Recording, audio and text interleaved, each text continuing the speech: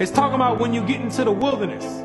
Yes, you have to go to the wilderness again. The same way when you came out of Egypt and you went into the wilderness and made the first covenant is the same exact way when you come out of America, which is the modern Egypt, you're going to have to go into the wilderness again. And I will bring you out from the people and will gather you out of the countries wherein you are scattered, with a mighty hand and with a stretched out arm, and with fury poured out. And I will bring you into the wilderness of the people, and there will I plead with you face to face, like as I pleaded with your fathers in the wilderness of the land of Egypt. So will I plead with you, saith the Lord God. And I will cause you to pass under the rod, and I will bring you into the bond of the covenant. This young brother, once on fire for teaching and who inspired so many to wake up, stopped teaching some years back and took up aquaponics instead. I hope he'll see this video. He was right about the wilderness, he just didn't know where it is. Ironically, after he stopped teaching and took down his videos from YouTube, he became a tilapia fish fanatic. And tilapia fish just so happens to be an extremely popular fish in the wilderness. So let's talk about the wilderness. First, let's reread the scripture that the brother just read from Ya'o Chazakal, aka Ezekiel, chapter 20, verses 34 to 38. Wahotzathe avcham man haramem, wa kabatzte avcham man haaratzoth, ashar napotztham bam, bayad chazakah, wa bazaro'a nato'eh, wa bachama shapocha. And I will cause you to exit out from the nations, and I will gather you out from the countries which you were scattered in them by a strong hand and by an outstretched arm, and with fury poured out. That was verse 34 of chapter 20. The last clause in this verse, Wakabatzte adcham man haaratzoth ashar napotztam bam bayad chazaka wa bazaro'ai nato'eh wa bachama shapocha. That clause is not describing how Yahweh is going to gather his people out of the lands of their captivity. It's describing how he scattered them to those places. OMPP, only Middle Passage people, were scattered to the lands of their captivity with a mighty hand, with an outstretched arm, and with fury poured out. That's how you were scattered. That's not how he is going to gather you. Verse 35. Wahabate avcham al madbar haramem, wanashapate avcham sham, panem al panem. And I will cause you to be brought to the wilderness of the nations, and I will be pleaded of you there face to face. So verse 34 tells us Yahweh is going to cause his people to exit the nations where he scattered them in his wrath, and verse 35 tells us he's going to cause them to be brought to a place called the wilderness of the nations. Now, is the wilderness of the nations everywhere? No, it can't be, because it has to be a place where Yahweh gathers his people together, effectively reversing their dispersal. Is it a state of the mind? No, it cannot be, because these two verses clearly indicate a literal migration from physical localities in captivity among the diaspora to a single physical place. So why would it be called the wilderness of the nations? Because all nations can trace their origins back to this place. It is humanity's original habitat, contrary to the out of Africa theory conjured up by Darwinian evolutionists, pseudoscientists, which has people thinking the Garden of Eden was somewhere in Africa. The true location is an archipelago in the Far East. I will prove that as we continue. Verse 36. Cha'ashar nashapate ath abothecham b'madbar aratz Mitzrayim chan shapat athcham na'am adonai Yahweh. Like as I was pleaded by your fathers in the wilderness of the land of Mitzrayim, so will I be pleaded of you, says the Lord Yahweh. The wilderness of Mitzrayim refers to the desert between the Nile Valley and the Red Sea. As our people crossed that desert and reached the Red Sea, the Egyptian army caught up to our people, and we began to plead with Yahweh to deliver us, and he did.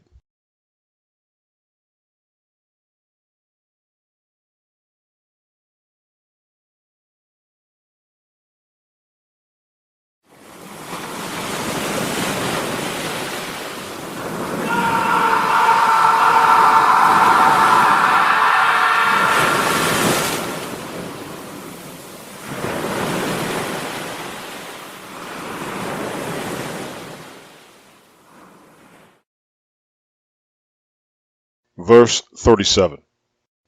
Wahabarte avcham tachat hashabat, wahabate avcham bama sarath habareth. And I will cause to pass you under the rod, and I will bring you in from defection of the covenant. According to Leviticus 27 and 32, a shepherd makes his sheep to pass under the rod for the purpose of counting them one by one. What this tells us is that Exodus is not going to be a dramatic and televised 1 million man march in the course of one day. Rather, Yahweh is going to pick and choose from the masses of his people and cause a select remnant to go to the second wilderness one by one, just as sheep pass under the rod one by one. This is confirmed by Yeram Yahweh, aka Jeremiah, chapter 3 and verse 14. Walakach avcham achad mager, washenem mamashpacha, wahab'athe avcham tseon. And I will take you one from a city and two from a family, and I will bring you, O Tseon. Notice there is no preposition to before the word Tseon or Zion in the source language. The word to is added in the English translations, and it is wrong. The woman Tseon is being addressed in this verse with a vocative expression, and she is being told by Yahweh that he is going to gather her one by one from a city and two by two from a family. He is bringing her out of the lands of her captivity in the west to the land of the second wilderness, which is where she has to go prior to her return to the promised land. The prophet Yeshayahu, aka Isaiah, also confirms that the last Exodus will be a one-by-one movement. It will not be a million-man rush to the door to get out all at once.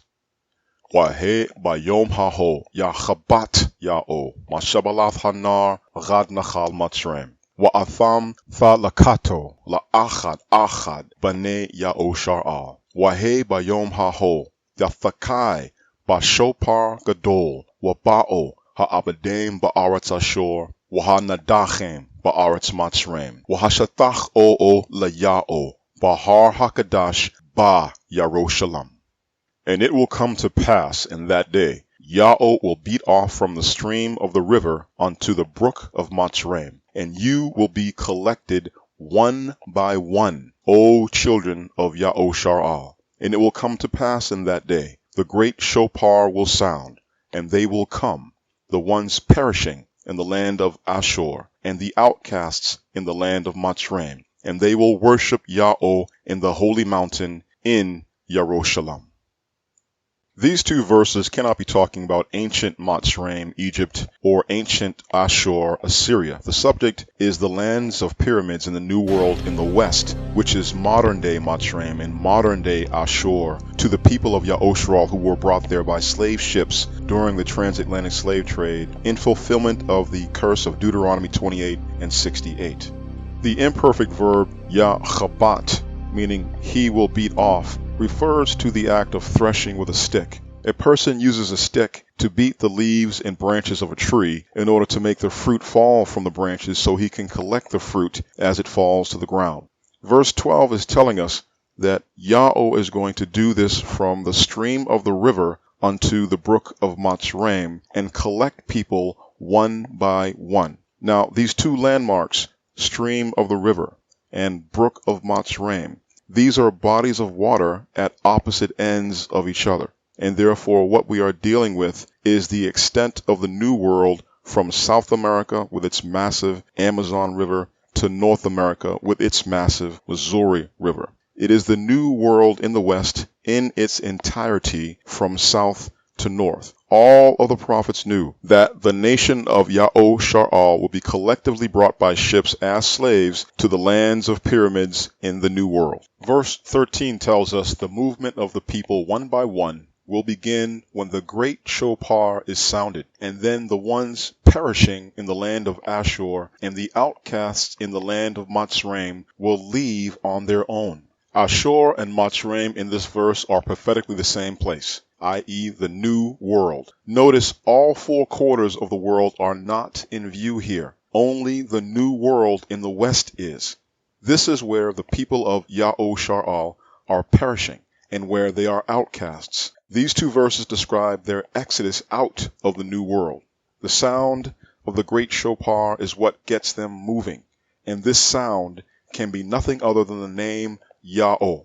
It is the return of the name after centuries of absence which initiates this exodus movement.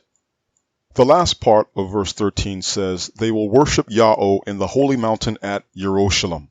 This is where people can easily become confused. The prophets have already made it clear that the remnant of Yahushua will not go straight from the lands of their captivity to the promised land. They must go to the wilderness first, just like their ancestors did right after the first Exodus. So the holy mountain and Jerusalem in this verse is not the geographical Jerusalem that lies in ruins today. The holy mountain and Jerusalem in this verse is referring to the woman Seon, who gathers herself together in the second wilderness and builds her own city. This will be the holy mountain and Jerusalem, where she will worship Yahweh until she is ready to leave the wilderness and reclaim the promised land. It's talking about when you get into the wilderness. Yes, you have to go to the wilderness again. The same way when you came out of Egypt and you went into the wilderness and made the first covenant is the same exact way when you come out of America, which is the modern Egypt, you're going to have to go into the wilderness again.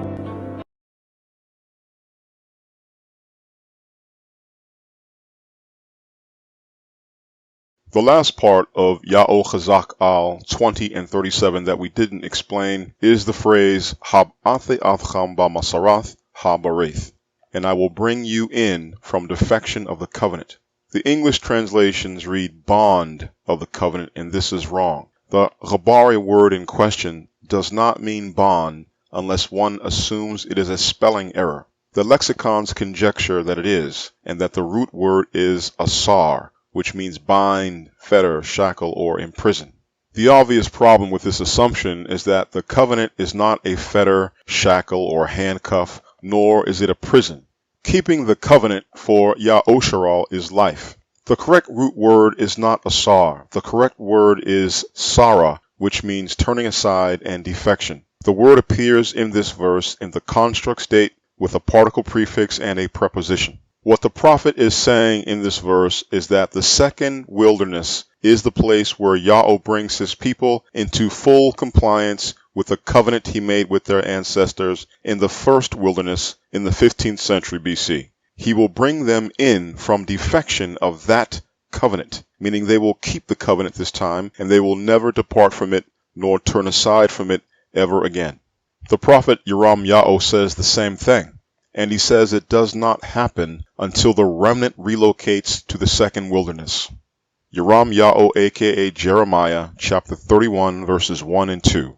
Ba'rathahe na'am Ya'o a'e la'alaim lachal mashpachoth Ya'o shar'al wahama Ya'eo le lagam cha'amar Ya'o matzchan b'madbar ram sharede charab haloch lahar ge'io Ya'o shar'al. In that time, says Yahweh, I will be for the Alaim to all the families of Ya'o Shar'al, and they will be to me for a nation. Thus says Yahweh, it found grace in the wilderness. The nation escaped of the sword, when I went to cause it to rest, Ya'o Shar'al. It's interesting how Christianity in the Greek New Testament has misled people and has them thinking to skip over these two verses in this chapter and jump straight to verse 31, which talks about the new covenant. But as you can see, according to Yoram Ya'o, there won't be a new covenant until after the remnant of Ya'osharal relocates to the second wilderness. That is where their curses end. That is where they find grace. That is where Ya'o causes them to rest, not before.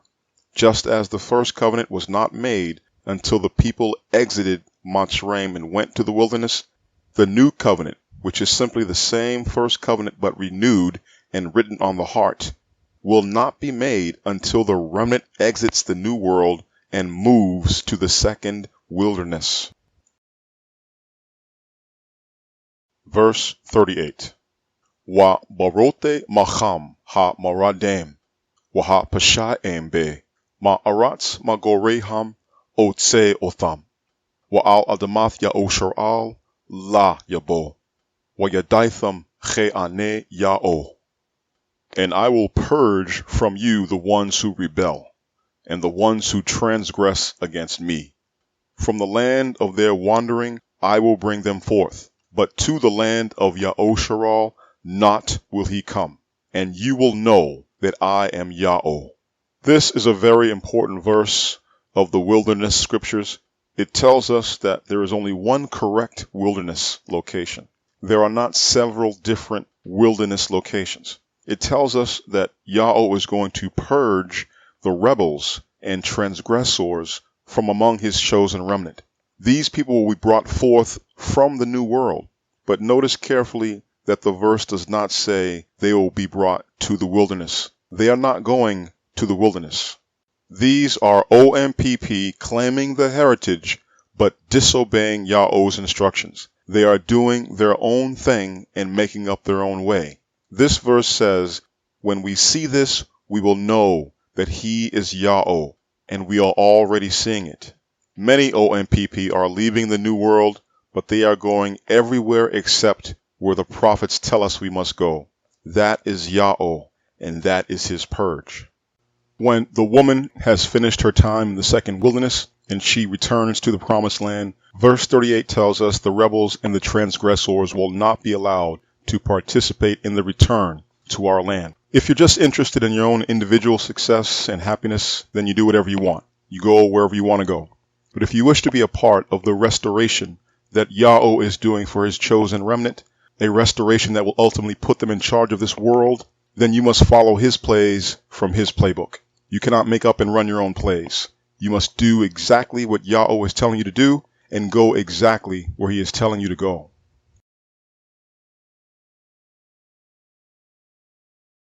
It's talking about when you get into the wilderness. Yes, you have to go to the wilderness again. The same way when you came out of Egypt and you went into the wilderness and made the first covenant is the same exact way when you come out of America, which is the modern Egypt, you're going to have to go into the wilderness again. He was right about this. I'm going to keep saying it because I want him to know he was right. But how do I know I'm right about the location of the second wilderness? How do I know it is an archipelago? Yeshayahu, aka Isaiah, chapter 41 and verse 1. Hach resho ale'em, wala amem yach lepo chach, yagasho az yadabaro, yachado lamashpat nakarabah. Keep silent before me, islands, and the people will renew strength. They will approach, then they will speak together. For judgment, let us come near.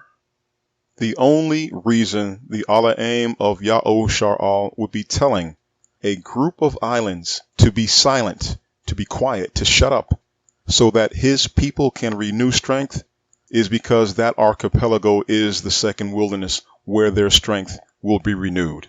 This group of islands is ordered by Yahweh to let the restoration of his nation take place in their own country. The people will come, and they will come together for judgment to keep the commandments of Yahweh. So there is no doubt that the second wilderness is an archipelago. But how do I know this archipelago is in the Far East? Yeshayahu, chapter 24, verse 15. Rachan, ba'orem chabado Yahweh, ba'e hayam, sham Yahweh alae Yahusharal. Therefore in the fires glorify Yahweh. In the islands of the sea, the name Yahweh, the Ala'im of Yahusharal. The word Orem in this verse, translated fires, refers to the sunlight that shines from the Far East. It is the ultimate origin of the word Orient. This verse is a command to the remnant of Yahusharal that they must glorify Yahweh in an archipelago of the sea in the Far East. This is a direct order, not a suggestion. There is only one archipelago of the sea in the Far East where the name Yahweh has been reintroduced to the world by Yahweh through a ravenous bird, and from where that name is now being proclaimed to OMPP in the West, and that is the Philippines.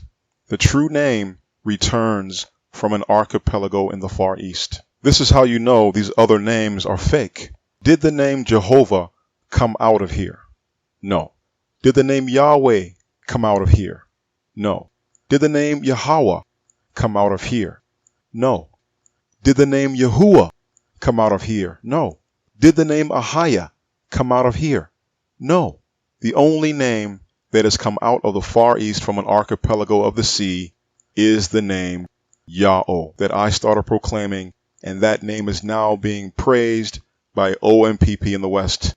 Like it, don't like it, it's a fact.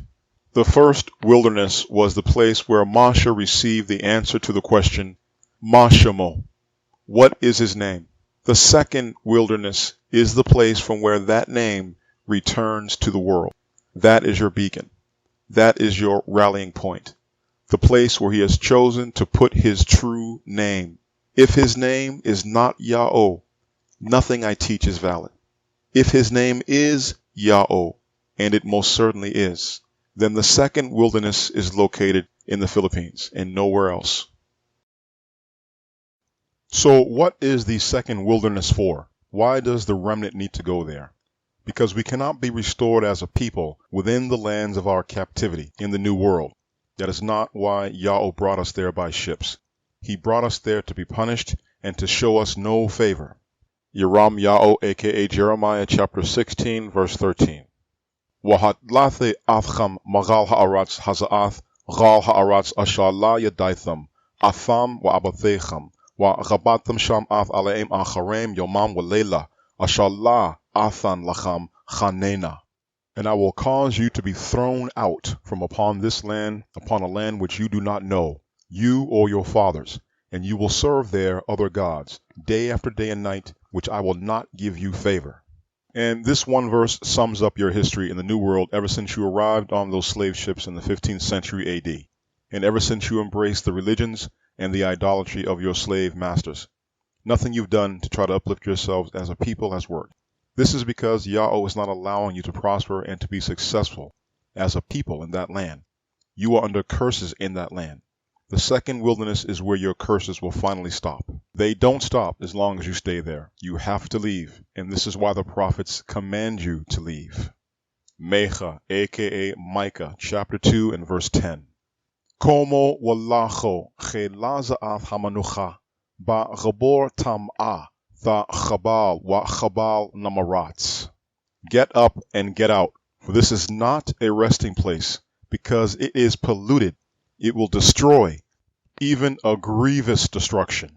This verse proves that no one is coming to get you. You must be proactive, obey the voice of Yahweh, and leave on your own. Zachar Yahweh, aka Zechariah, chapter 2 and verse 7. Ho'e tseon hamlate yoshabath bath babal. Woe, Tseon, deliver yourself, the one dwelling with the daughter of Babylon. The daughter of Babylon is the New World, and specifically the United States of America, which is the strongest nation on earth.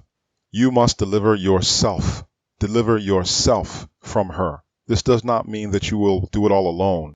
Yahweh is with you and he will guide you. But it does mean you cannot just sit on your hands and wait. You yourself must take concrete steps, save your money, plan accordingly, and get yourselves out. Get yourselves out and get to the wilderness. Even though you have to be proactive and not sit around waiting for the sky to open, and even though you are commanded to deliver and to save yourself, it is Yahweh who is causing you to do this. He is the one gathering you because you are choosing to obey his voice. He will help you and remove obstacles out of your way. He is the one alluring you to leave and causing you to go to the second wilderness. Hoshai, aka Hosea, chapter 2, verses 14 and 15. Lachan, Hana, Anache Mapatheha, Wa Holach Theha Hamadbar, Wa Dabanthe Gal Labha, Wa Nathathe Laha, Af Charameha Masham, Wa Af Gamach Rachor Lapathach Thako, Wa Ganatha Shama, Cha Yame Na Oreha, Wa Chayom Galatha Ma'aretz Matzreim.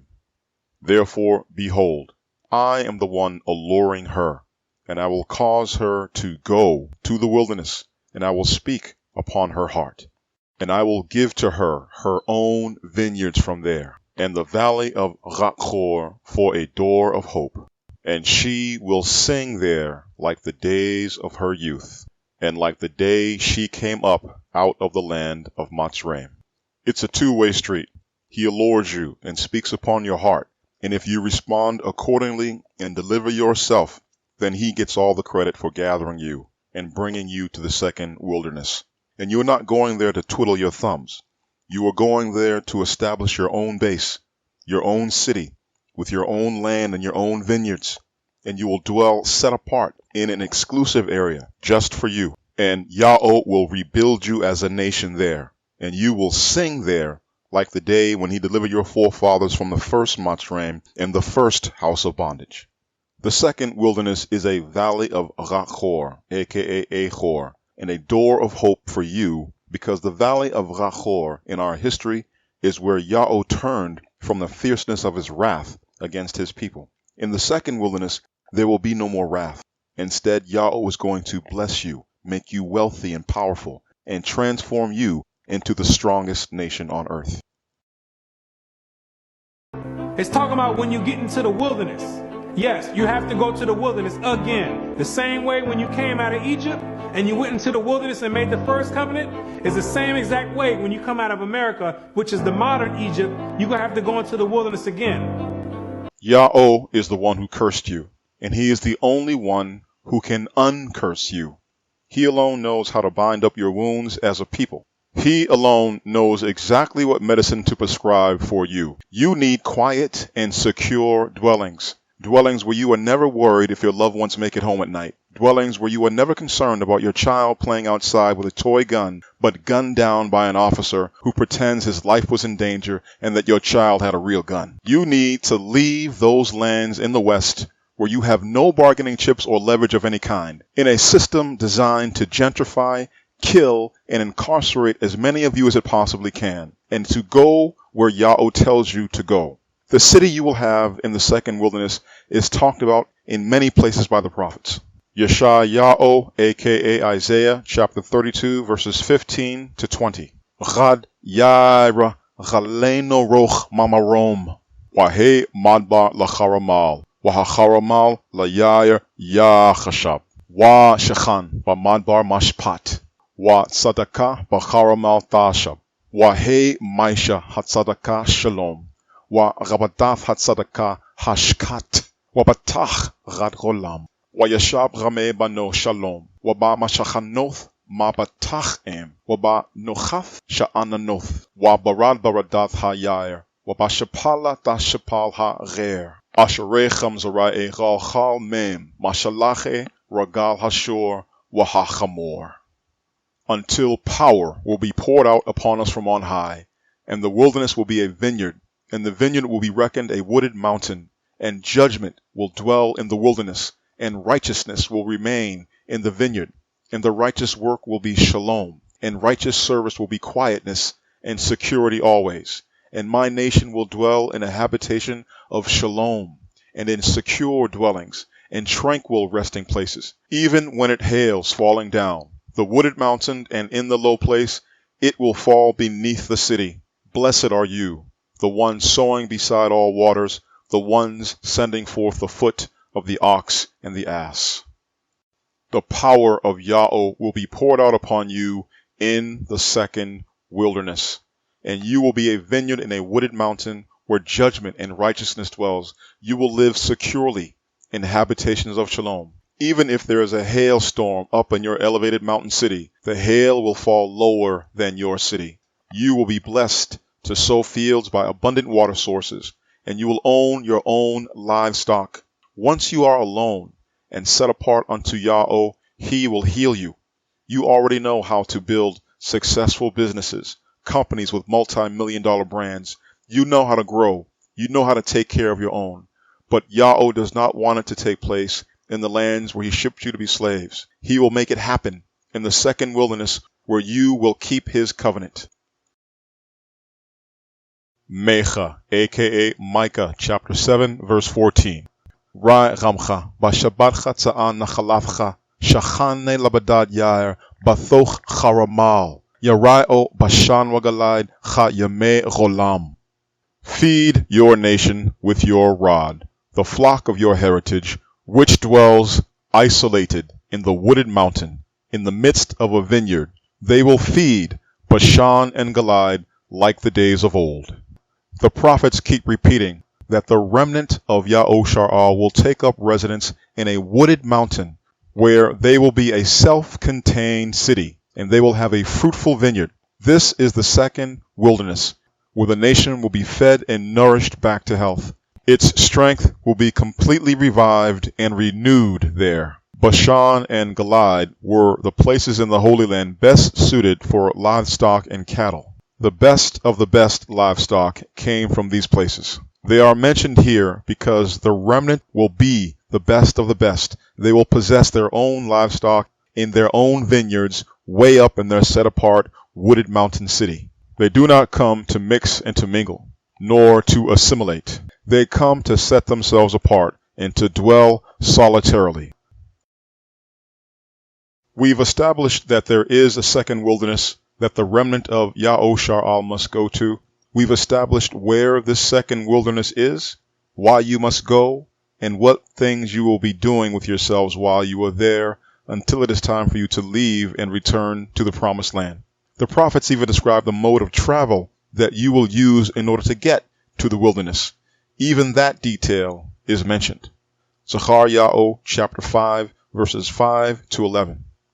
Yatz ha-malach hadabar be wa ya'amar aleh shah na chenecha wa ra'ah ma hayotz'ath haza'ath wa amar ma he'ah wa ya'amar za'ath ha'epa hayotz'ath wa ya'amar za'ath reinam b'chal ha'aratz wa hana chachar gat parath nash'ath wa za'ath ha'sha'achath yoshabat b'thol ha'epa wa ya'amar za'ath harashai wa yashalach atha al tocha epa, wa yashalach af aban ha-raparath al peha, wa asha reine, wa ar, wa hana, shatem nashem, yotza oth, wa roch ba chanape ham, wa lahana, chanapem chanape ha-chaseda, wa tash'ana ath ha-epa, bein ha-aratz, wa bein ha-shemem, wa amar al ha-malach hadabar be, anna hama molachoth ath ha-epa.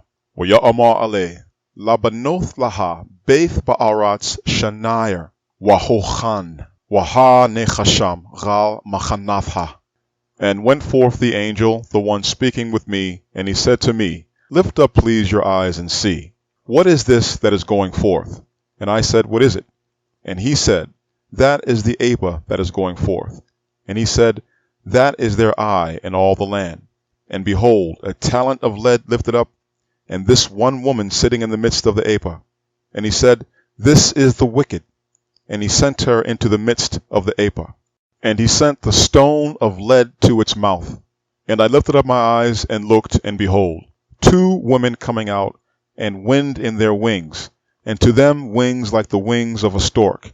And they lifted up the Apa between the earth and between the heaven. And I said to the angel, the one speaking with me, To where are these bearing the Apa?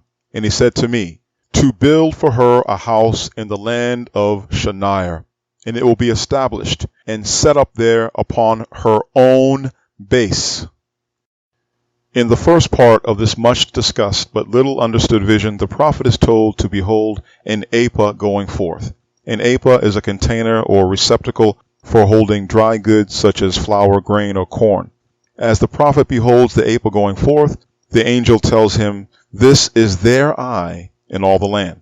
Then we are told there is a woman inside the Apa and a stone of lead on the cover. The first part of the vision obviously deals with the forced migration that Yahushua had to endure, which ultimately landed them in the lands of pyramids in the New World in the West as slaves. That was their eye in all the land, meaning their collective fate as a nation. In the second part of the vision, the prophet sees what looks like two women with wings like a stork, and they lift up the Apa and fly it away. The message is clear. You were brought by ships to the New World for punishment of your wickedness. That was the Apa going forth in the first part of the vision. But you will leave the New World by air travel, according to the second part of the vision. The two women fly the Apa to a place called Shanair. This word is the word that the flood survivors gave to the Fertile Crescent after they migrated from the ark's landing in the east on the tallest mountain in the world. It is not a Sumerian word, and it is not an Akkadian word. The word has no cognate in any language. It is Shapaborora, the pure language, i.e. Ghabare. The only reason Masha would say that the first name of Mesopotamia after the Great Flood was Shenir in Genesis 11:2, when this isn't a Sumerian or Akkadian word, is because the language before and immediately after the Great Flood, prior to the Tower of Babel, was not Sumerian or Akkadian. The language before and immediately after the Great Flood, prior to the Tower of Babel, was the language Yahweh spoke to Masha with. Shenir combines the particle prefix Shah with the noun Nir. The word means that which is nascent. It is an appropriate word to describe both the lush and well-watered region in the Far East where Nach, aka Noah, lived prior to the flood, as well as what became the new ground zero for humanity and the cradle of civilization after the flood, because the Fertile Crescent was initially the best place in the world to grow newly domesticated plants and crops after the flood. And since Shenir is really a pre-flood word, a word that the flood survivors brought with them from the east after the ark landed on the mountains of Ararat, aka Mount Everest, the word Shenir originally described the most fertile part of the world prior to the Great Flood. That part of the world is in the Far East where the Garden of Gadan or Eden existed. This proves by Scripture that the second wilderness is called the wilderness of the nations because it is where the Garden of Gadan was located, the original habitat of man. The two women in the vision, who are really machines that fly, i.e. jumbo jets, they carry the woman to Shenir to build her a house and to establish her there upon her own base. This is what the second wilderness is for. It is for you to have your own base where you will be left alone so that you may be restored and raised to your feet as a nation. You were brought to the New World by slave ships. Your exodus out of the New World will be in airplanes.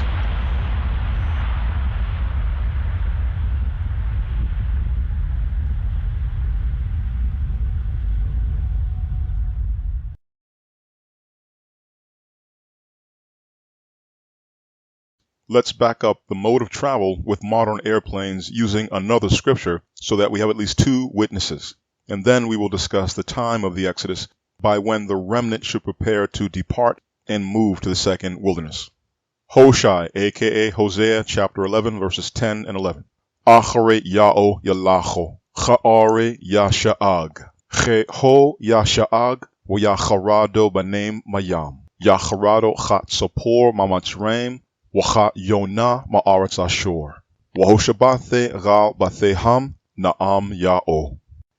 After Ya'o will they walk, and like a lion he will roar. For he will roar, and they will be startled, the children from the west. They will be startled, like a bird out of Mitzrayim, and like a dove out of the land of Ashur. And I will cause them to be put upon their own homes, says Ya'o. The children from the west are none other than OMPP brought to the west by slave ships to modern-day Mitzrayim and Ashur, which is North America, Central America, the Caribbean, and South America. They will be startled like birds and fly out of those lands after they hear Ya'o roar like a lion. The lion's majestic roar was designed by Ya'o, and the lion's roar produces the pronunciation of his holy name.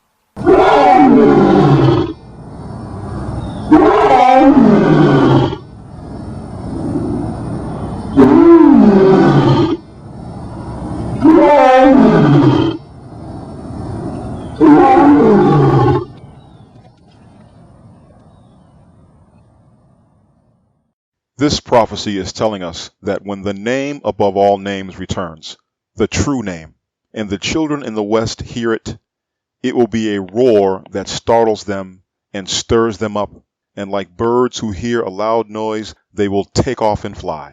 Where are they flying to? To the second wilderness, where Yahweh will put them in their own homes, in their own city, rebuild them as a nation, and prepare them to reclaim the promised land. It's talking about when you get into the wilderness.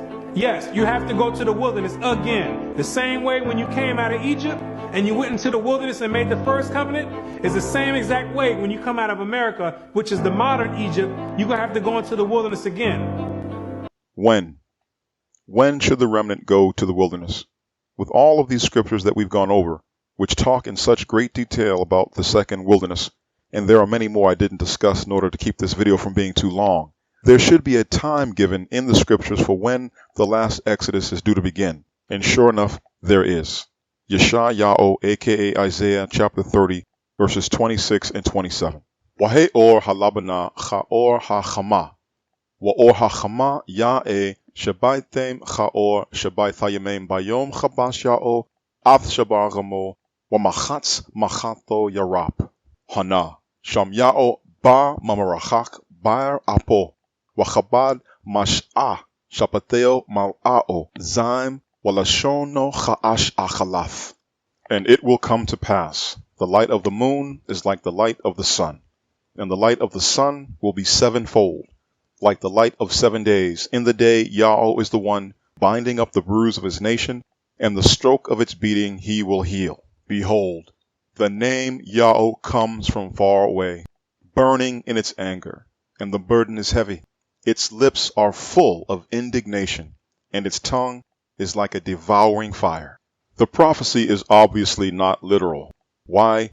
Because if the moon's light were ever to increase to the intensity of the sun's light, and if the sun's light were ever to be increased sevenfold, the oceans would evaporate and the earth would be incinerated. That's why.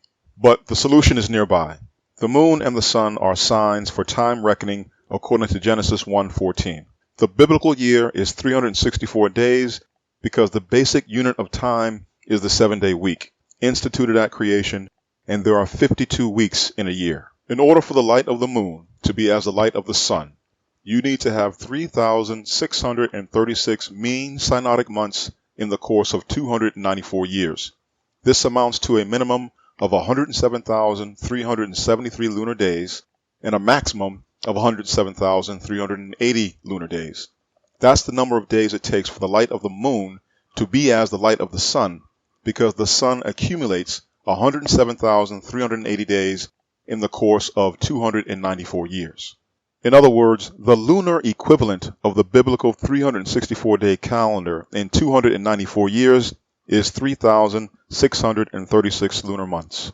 Therefore, the light of the sun is a 294-year period, because that's how many years it takes for a 364-day calendar to realign and harmonize with the sun's motion after 364 days or 52 weeks have been added to the calendar in the course of 294 years. When you multiply the light of the sun sevenfold, the resulting figure is 2,058 years. The figure 2,058 years is 42 Jubilee cycles of 49 years each. What this scripture, an encrypted message in a bottle, is telling you is that Yahweh will begin to bind up the bruise of his nation and heal the stroke of its beating after a period of 2,058 years of bruises and beatings have run their course over his people. So when did a period of 2,058 years of bruises and beatings of our people begin? They began when the Edomite, Herod the Great, captured Jerusalem with the aid of the Romans in 36 BC. An Edomite became king over you in your own land, and you have been beaten, bruised, and wounded ever since. These beatings have followed you all the way to the land of pyramids in the New World, where Yahweh brought all 13 tribes of you by ships to make you collectively suffer Egyptian-style slavery all over again. And your beatings didn't stop with Lincoln's Emancipation Proclamation in 1863, did they? We are currently living in the 42nd Jubilee cycle. It began in the year 1975. It ends in the year 2023. That is why the holy name Yahweh returned from far away at the end of this period and blazed forth from the far east where the sun rises via a ravenous bird. The name did not come back with hugs and kisses, high fives, serenades, and lollipops. It came back with rage. It came back with a tongue of fire. 2023 is not the end of the world. UFOs will not be coming to get you. But if you are part of the remnant and you long to return to to the keeping of the covenant, 2023 is the year you need to be in the second wilderness, because that is the year Yahweh begins to bind up the wounds of his nation. Some will come before 2023. Others will continue to come after 2023. But that is the year of the Exodus, and the year of the establishment of Mount Seon upon her own base in the second wilderness.